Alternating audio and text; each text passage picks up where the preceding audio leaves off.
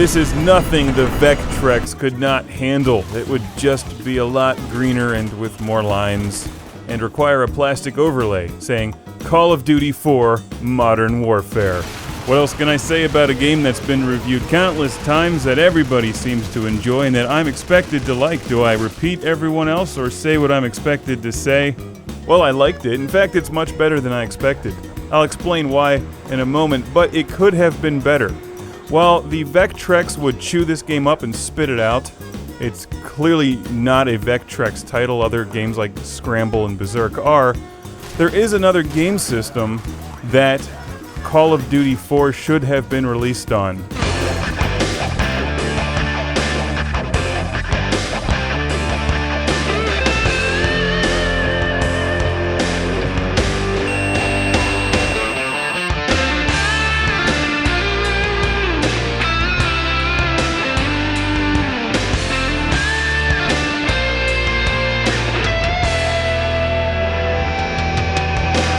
Couldn't you just see a little Call of Duty 4 icon pop up on the Dreamcast VMU LCD screen? It has all the necessary buttons to play this game. The Dreamcast even has online gameplay. But sadly, this game is not on the Sega Dreamcast. However, it is on PlayStation 3 and Xbox 360. We're watching the PlayStation 3 version. The AC-130 gunship section has got to be my favorite part of the entire game. It is simply brilliant. The attention to detail and radio chatter are outstanding. Trails, take them out of the source. Clear a path for our guys. Personnel on the roof of that U-shaped building. U-shaped building? Roger. It's the one with the square structure on the roof. It's the one with the flat roof. Developed by Infinity Ward and published by Activision, one wonders why this is not available on another popular game console with wood grain.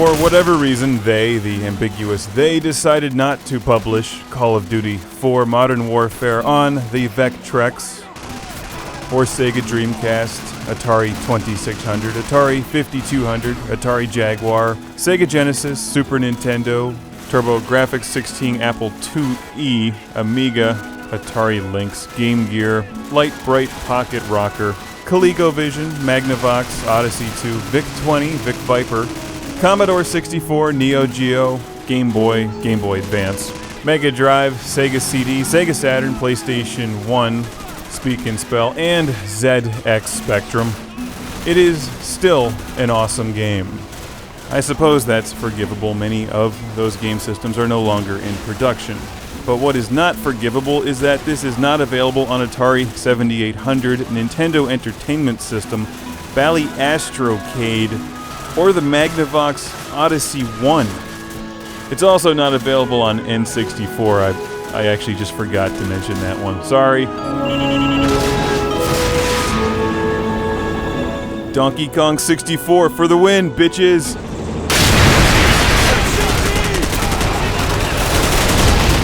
So why do I like it if it's not available on any of my favorite game consoles? Because it's fun, and it's extremely well made. The level design is terrific, and if you ever want to play multiplayer, there's about 1 billion people who will play with you because it's one of the most popular games ever made. It's not what I expected. I thought going into it that it was just going to be Iraq and Afghanistan and all the stuff I see on the news. I don't need to play it in video games, but it's not. It's more of a fantasy adventure. It's like a James Bond movie with a lot more guns.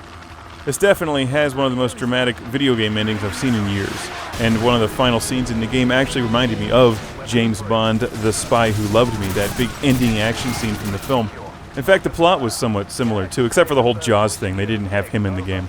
In the storyline mode, the game mixes it up with a variety of different levels. Some of them are just straight up intense action and firefights. Others are more tactical. There's some sniping. And along with the storyline, you also get multiplayer and the awesome arcade mode. I lost track of the number of movie references in Call of Duty 4. move. Captain Price, this is 5 Delta 6. We're clearing these. The Dr. Strangelove one is my favorite. No fighting in the war room.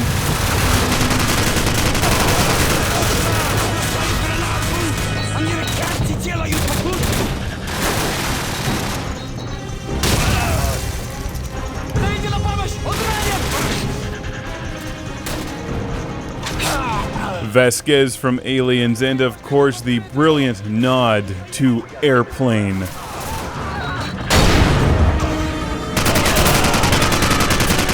I'm serious, and don't call me Shirley.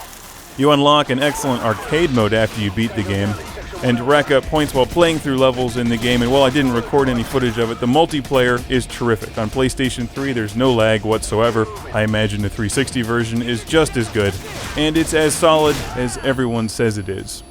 With those few minor problems I mentioned earlier, although it's still not Berserk. If only Evil Otto were in this game, bouncing out on screen, grinning while he squashed you.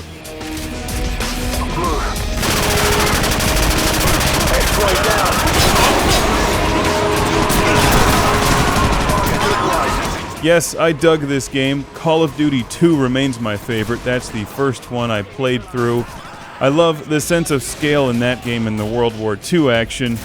Call of Duty 4 does not disappoint. It gives you unlimited action and replay value because of the massive multiplayer community. The single-player campaign is a lot of fun, and the arcade mode is an unexpected surprise.